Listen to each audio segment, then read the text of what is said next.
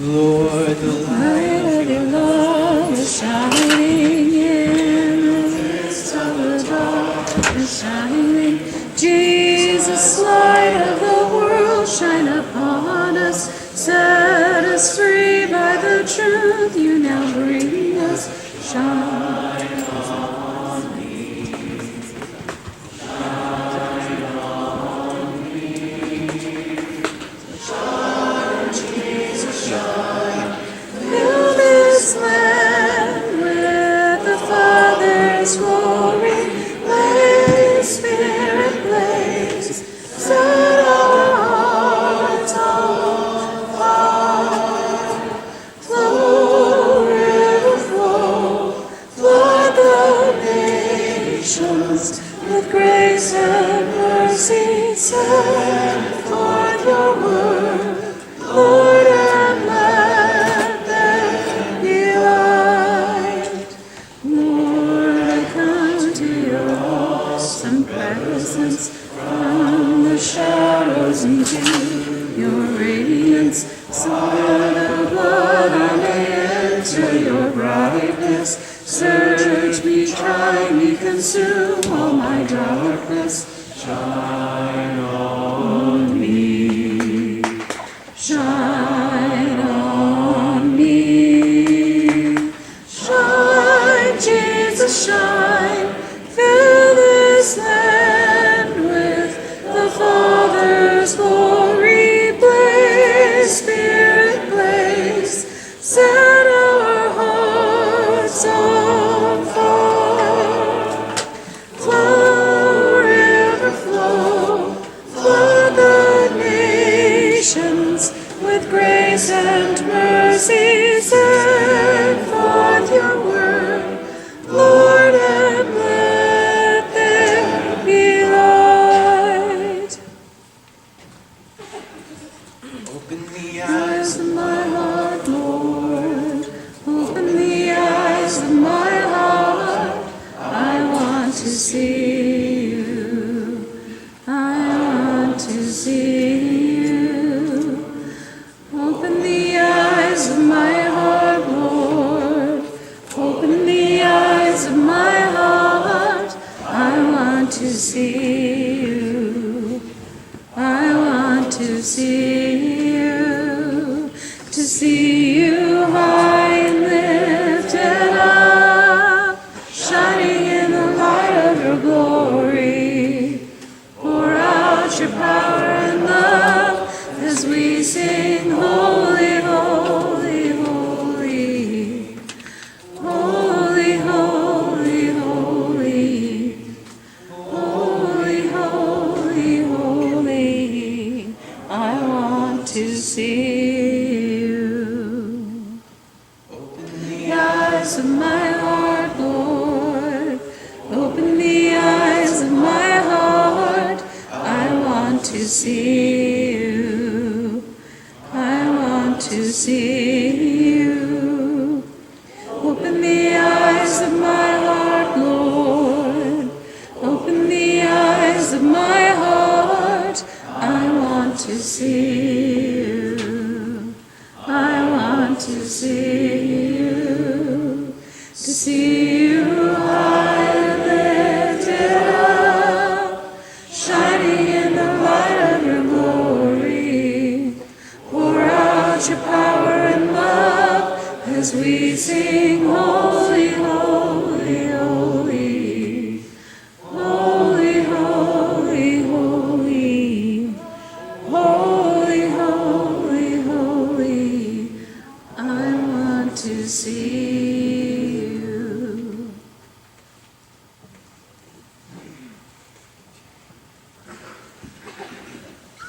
All right, this is Mark 9:42-48.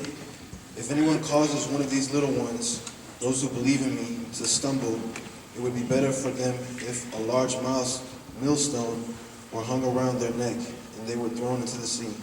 If your hand causes you to stumble, cut it off. It is better for you to enter life maimed than with two hands to go into hell, where the fire never goes out. And if your foot causes you to stumble, cut it off. It is better for you to enter life crippled than to have 2 feet and be thrown into hell. And if your eyes causes you to stumble, pluck it out. It is better for you to enter the kingdom of God with 1 eye than to have 2 eyes and be thrown into hell, where the worms that eat them do not die, and the fire is not quenched. All right, will you pray with me? Okay, Lord, love suffers long and is kind. Love does not envy, love does not parade itself, it is not puffed up. It does not behave rudely, it does not seek its own, it is not provoked, it thinks of no evil. It does not rejoice in iniquity, but rejoices in truth. It bears all things, believes all things, it hopes all things, and it endures all things. Love never fails.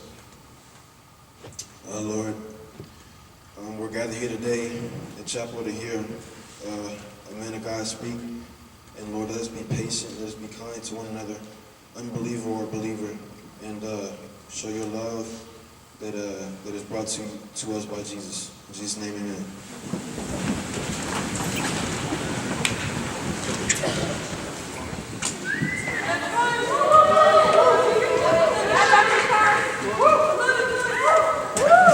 Am I turned on? When I usually get up here, I speak about Nebraska. The cranes will be back in about 2 weeks. They'll start back. I'm a bird watcher. I usually take people out and we see the cranes. Today's a special birthday. My mother's birthday. She'll be 97, or she is 97 today. It's also Abraham Lincoln's birthday, but that's beside the point. I want to show the most inspiring play in baseball as far as I'm concerned. Would you play that, please?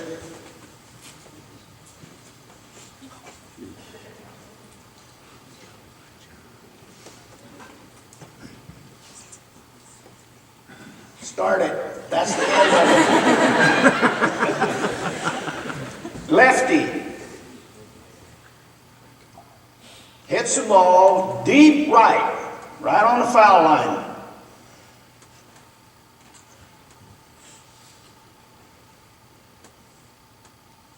Got him. Now watch it. Over the pitcher's head. Guess who that is? Derek Jeter, shortstop. Comes all the way out of left field and runs toward the first base line, gets the ball and flips it back. Now, if you don't like this view of it, you can get it. You can Google it. Go to Derek Jeter, the flip. It's there. It's the most inspiring play I have ever seen in baseball. How he comes from shortstop all the way into the baseline, flips that ball backwards, and gets it to the catcher is just out of this world. How he does that. The effort that he puts forward. I think coaches, baseball coaches ought to show this to their teams at least once a week. How does he do that? And you know, a question comes up. When did he decide to do that? I suspect he decided to do that when he was in high school. You know, he's thinking about this, and he's thinking, the catcher has to cover the plate, because this guy's rounding third, he's coming in. I think he was on first, it doesn't show where he was, and he's coming in, and he's going to make it home. The catcher has to guard the plate, so he can't get out of the line to get the ball. The ball was kind of off in his throw, so he wouldn't have been able to take him out. The first baseman is in the correct place for a low throw. He could relay it from first base, so he's not in the wrong place. The guy that hit the ball is rounding first, and he's headed for second, so second baseman can't do it. The third guy, the guy on third, he can't do it because the guy going home may have to turn around and come back, and he wants to get a throw and tag him out on third, so he can't do it. And the pitcher's only got 4 steps to go, but the pitcher's in the dugout eating donuts and drinking Coke. Got to tease pitchers a little bit anyway. No, he's probably got his face in his hands saying, how did I let that ball get up that high to get hit like that? So Jeter decides, I don't know where it was, high school, college, somewhere, I'm the one who has to go.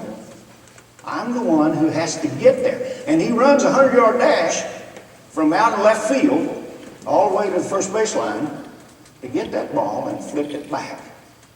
You talk about effort. It is out of this world. The camera doesn't show him until he gets already on the baseline. He's out of it. Do you watch the ball when you go to a game of some type? I often don't watch the ball. I like to watch what the other players are doing. Do you watch the catcher when a ground ball is hit? When they hit the ground ball somewhere, suddenly there's a race. There's a race between the batter. He's trying to make it to first base before the ball gets back over there. But the catcher's right beside him with all this stuff on, headed for behind the first base to back it up. Folks, if you don't know what the catcher does, you're not really watching the game. When the ball is hit, everybody has something to do, and they have to do it immediately. They have to go. And the catcher, you know what catchers are good at? Flipping their mask off. Just like that, and take it off. I don't know how many times the catcher has to flip his mask off during a game. I asked Nick, with which hand do you flip the mask off? And he said, with my open hand, not with my glove. I think a lot of catchers flip it off with their glove. And they don't care where it goes. He said he takes it off and throws it out of the way. Takes a lot of time to do that, Nick. Get it out of the way so he can step on it. Most people watch the ball. I'm not into that. I grew up watching team sports. My father ran track in high school, ran 400. I'm a kind of a 400 aficionado. I like all the distances from 4 out. But he ran track, but he taught me to watch team sports. We watched basketball, we watched football, a lot of football, baseball, we watched those. The older I get, the more I'm into the individual effort of the sport. How much effort does this person put out, and so on. When I played high school football, there was a kid that was about my size. I was about 140 pounds soaking wet. My brother and I, he's a year younger than I am in school, but he's a little bit taller than I am. They decided when we were before we got in high school, there's a pair that we can make a center and a quarterback out of. So I was quarterback and he was the center. Good blocker, not afraid of bailing into anybody. He was about my size, about maybe 5 pounds more. We played a team, and there was a guy that was across the line from me. He was about my size and middle linebacker, named McGee. I hated him because we couldn't get around him. He was in on just about every tackle. Little guy. I looked up one time, and his nose was bleeding. We didn't have the same feeling about blood at that time as you do now. But he was grinning at me. And I remember grinning back at McGee. And he was in on the next tackle. He was in on all the tackles. We'd make 3 or 4 yards, but he would be in on the tackle. When I go to a soccer match, I watch the midfielders. The strikers, I know, have to do special things in a hurry. And the defenders have to do special things in a hurry. But the midfielders have to run the whole time. They have to be strikers, they have to be defenders all the way back. I liked Ronaldinho. I think he was the best midfielder in the world when in his prime. He played for Barcelona or Real Madrid? Barcelona? Somebody say. Barcelona. Barcelona, I think. I think he was the best midfielder that there was. Anelka. I'm a Chelsea fan. You Man U people, learn to get blue. Not Man City blue, Chelsea blue. Anelka learned how to run. Do you watch Bundesliga soccer sometimes? Do you watch Munich play? Can you get your eyes off of Ribery? I love that guy. He's got that big scar down his face. He's kind of a little guy, but he never quits. He never gives up. He's always at running after the ball. You can't take your eyes off of Ribery. York College plays a little bit different. I watched Liz Ryan, and she runs a lot, and I thought, well, she's midfielder. Well, the coach told me, no, she's not a midfielder. She's back on the back line, out wide. And then he says, our back people that are out wide play like midfielders. They run all the way to the offensive end, back to the defensive end. I just thought she was a midfielder because she runs so much. Play a different style of ball. I used to watch Hannah Wilkie. You know, when the ball would get down into the defensive end, she would suddenly turn it on to get it out, kicked out of bounds. Cameron, I watch you do that. Get that ball kicked out. I watch you. I watch the individual effort of the players. When I watch a football game, I've got my binoculars. When I go, I don't watch it on TV this way, but when I go to a game, I've got my binoculars aimed at a lineman. I know where the game is won and lost. It's won and lost in the line. The quarterback's got to have time to do something with the ball. If the line can't hold the defense out, he can't do what he's supposed to do. On the other hand, if the line does hold the defense out, he's got time. I mean, Brady's got time to throw the ball to Gronk, right? By the way, this year's Super Bowl, I didn't watch but the last part of the fourth quarter. I did. They made the touchdown while they tied it up. It was 6-3 when I first turned it on, and it tied up 6-6. And then, by the way, a Nebraska kid that kicked that. And then they made the touchdown. My favorite game is the one that ends up 3-2. I love defense. And so I'm watching the defensive guys and the linebackers. I don't watch where the ball is. Quite often, people will start yelling in the stands, and I say, what happened? What happened? Oh, we made a touchdown. I didn't see that. I'm watching somebody else. If you watch the ball, you miss the game. The game is where, when the ball's over there, you're trying to get free to get an open shot. Or maybe do a defensive play. I mean, not a defensive play, but you pick a guy. You get a good pick. And the guy goes around you and gets a good shot, a layup or something. I'm watching away from the ball. The ball is not really where the game is. When you go to a hockey match or you watch it, do you watch the defenders and the offenders trying to twist their legs together to trip each other? It's away from the puck. Puck's over there someplace, and these guys are twisting their legs up, trying to keep each other from making goals. If you watch the ball, you don't see the effort that other people put out. The other night, I was driving home. It was about 15 degrees.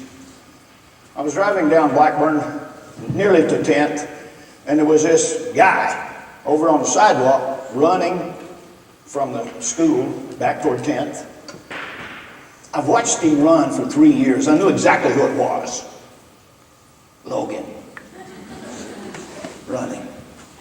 Folks, I know that the effort that I see during the game time or on Saturday at the track meet or something, I know that that's not where you put forward the good effort. You do the good effort. On Tuesday, Wednesday, and Thursday, coaches quite often have, brain talk on Mondays. But on Tuesday, Wednesday, Thursday, they put it on. And what you do on Tuesday, Wednesday, Thursday, the effort that you put out at that time, is what makes you show up really well at game time on Saturday or at the track meet on Saturday. I went to track meet last Friday. I have a lot of heroes, and Logan, you're one of mine. When Logan first started running for York, he had one speed. At cross country, everybody else would outrun Logan at the beginning. Then they run out of gas. And then Logan picks them off one at a time. Comes back to the front.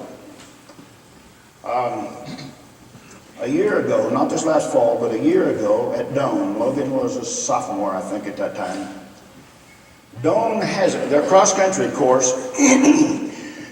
After you run 7.5 thousands, then you're running, and the finish line is up a hill about like that. Let me tell you, after you're running 7.5K, you're not ready to run uphill very much. And here comes Logan. I'm never at the finish line. I'm always about 75 or 100 yards out from the finish line. The finish line's terribly unimportant to me. I'm wanting to see your effort before you get there. And here comes Logan. Logan passed, I think, 3 guys uphill at the finish line. He had a kick. He had never kicked before, I don't think. Levi had a kick. Ian had a kick. It's amazing how many of our people at that race had a kick going up that hill toward the finish line. I love it. Logan's one of my heroes. I've got a lot of heroes. Ian, Joe, Connor, Maria, Blessing, AJ. I love your effort, AJ, and Matea. I love it. Hannah. Haley, 2 Haleys, 2 Brees. I heard, I didn't know this, Bree qualified for the National NAIA final last Friday with her throw. I didn't bring a throw in, a weight throw, but Kelsey had qualified also about a week before that for the national finals. So Bree and Kelsey have qualified for the national finals. That's great. Ashley, last year, Kermit, Joe Ventry, Caleb. All these are my heroes. Carter, Kyle, Shea, Jr. I love to watch you run. Pierce, Dee, Noah, Justice, Harley. The 2 M's that just got back from Atlanta night before last, or yesterday morning.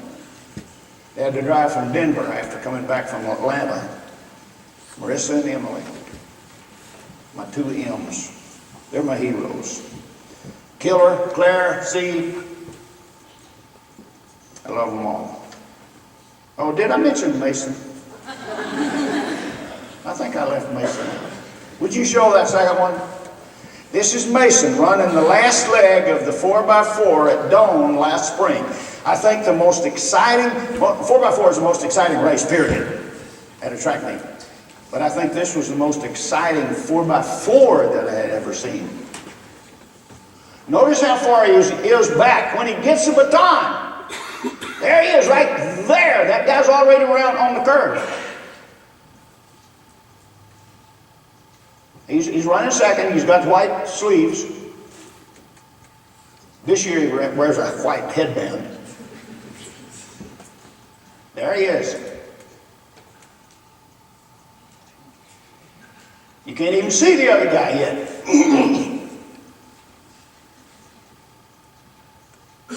He comes around this curve, and right along there is where I am. That may have been me standing there. No, that's me right there. I'm on their case, right before they get to the finish line. Look how close he is. 3 more steps and he would have won. Ah, Mason, my hero. I don't know how he does it, folks. How do you get the baton from that far back and do it? Next year, if you go to the Seward, the Concordia indoor track meet, you'll find Mason's name on 2 distances. One is the meet record, and the other one is a meet record and the stadium record and the arena record. You guys don't remember Michael Johnson, who ran the 400 in the 80s? He wore gold shoes. When he would finish the race, usually won, he would take his shoes off and throw them up in the stands. Jeremy Warner. Oh, Mason, you're running with those guys. 4x4 is the most exciting race. The most difficult race is the 400 hurdles. You got to put out more effort on the 400 hurdles than anything else. And we've got a guy who could run the 400 hurdles. I haven't really talked to Coach about this very much, but I want Jason to run the 400 hurdles. And I'm on his case all the time. And I want you to be on his case. Every time you get around Jason, you just say, 400 hurdles. We'll get on him. I don't know, maybe I'm overstepping my bounds by trying to take that away from the coach. I want to tell you about the coaches. They have to put forward a big effort. Every athlete in here is different from every other athlete. And the coaches have to know that. The coaches have to inspire you in whatever sport you're in to put forward more effort than you've ever put forward during the workouts as well as during the game. That means that he's got to know you. He's got to know what inspires you, because it may work on you and not work on somebody else. He's got to know you. And so the coaches really have to study. They have to put forward the effort to get to know that. I was commenting on a guy running, and he ran a mile in 4 minutes and 20 seconds. And I said, well, my son ran the 1600. It's a little bit shorter than a mile. Said he ran it at 4:12 when he was in high school. And this person said, well, yeah, but your son was a world-class runner. My son wasn't a world-class runner. He just put forward more effort than anybody else. He ran with Kenyans. And he told me later, he said, I imagined a rope tied between me and that Kenyan, and I did my best to keep up. He just worked harder than anybody else, put out more effort. He was All-American, but he was in the top 10 in cross-country finals, NAI cross-country finals, 4 years in a row. He was 9th, then 8th, then 4th, and then 3rd or something like that. He moved up every year. He was All-American in at least 10 sports. He was a runner. Cross-country, indoor, and outdoor. He ran the steeplechase outdoor. He was sick one year. He only was All-American 3 years. The other time he ran the 3 or the 5, I forget what it was. He worked harder. He ran with those Kenyan runners. Just tried to keep up. That's what it is. You want to be a great baseball player? Put forward the effort that Derek Jeter puts forward. Put forward the effort that it takes during the workouts in order to get to the final, the games. But that's not the only reason that you came to college. You came to study and get a college degree. I notice it when you're a good studier, advance, put forward that effort. I'm not the only one who notices it. We talk about it some as faculty members. I think about Kim Balloon and Electra Walker. Both of them married, family, got kids. Kim graduated in December. She's applying for jobs now. Electra's going to do student teaching in fall. I don't know how they do it. The effort that they have to put forward to go beyond. They have to get their kids ready, fed, dressed to go somewhere so they'll be taken care of when they go to class. If the husband works, they have to get the husband off work. They have to get themselves ready and then make it to class. One of them lives south of Waco. I don't know where Electra lives, but Kim lives over by Waco. Anyway, they have to make it. I don't know how they can do all of that. That's effort.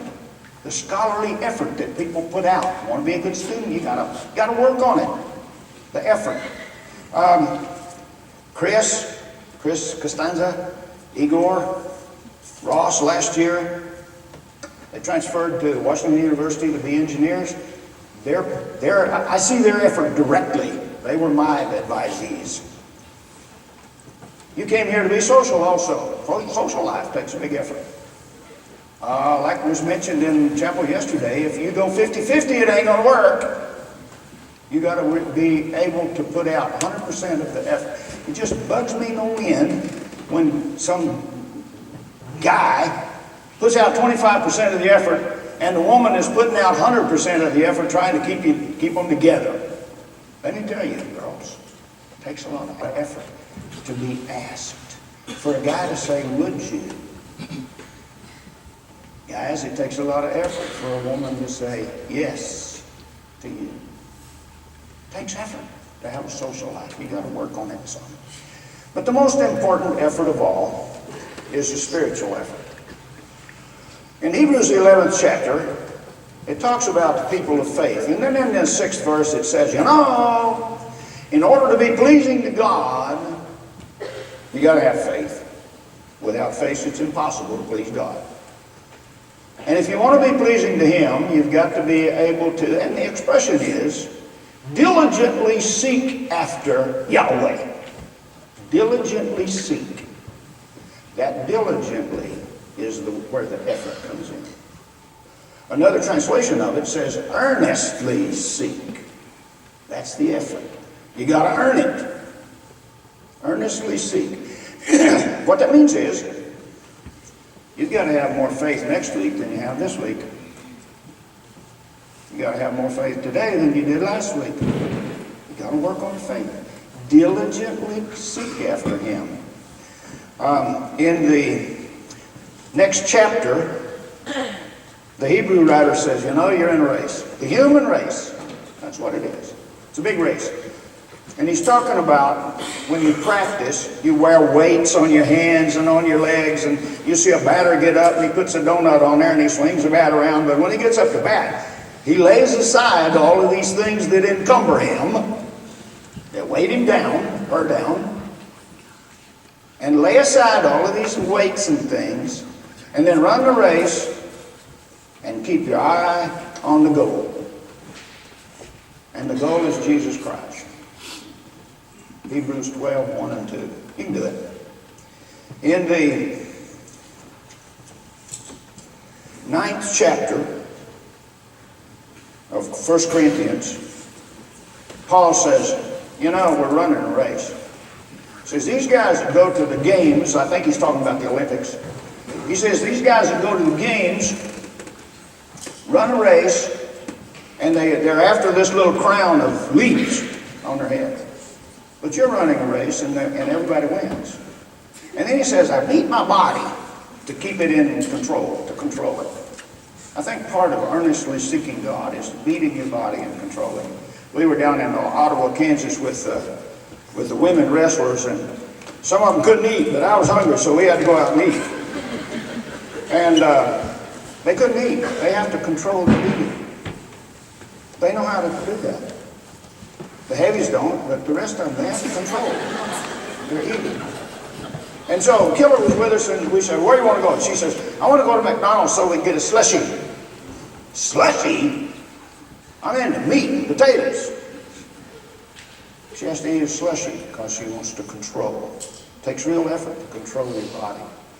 Part of seeking God is controlling your desires, your body. Taking over your brain, your spirit. Says, body, I know you want to do that, but we ain't going to do it. Control. In Galatians, the 5th chapter, Paul mentions, again, he says, you guys were running so well. What happened? Carter has blisters on his feet.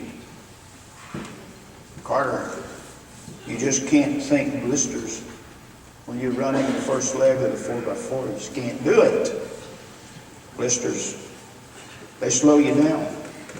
You think about blisters, you're going to get slowed down. This race that we run is not a dash. It's not really a marathon. It's an Ironman. The Ironman, you know, they ride the bicycle 100 miles. And it's got hurdles. When my wife got cancer, it was a big hurdle. When she died, it was a big hurdle. Life is full of hurdles. Your parents divorced, got married, those are hurdles.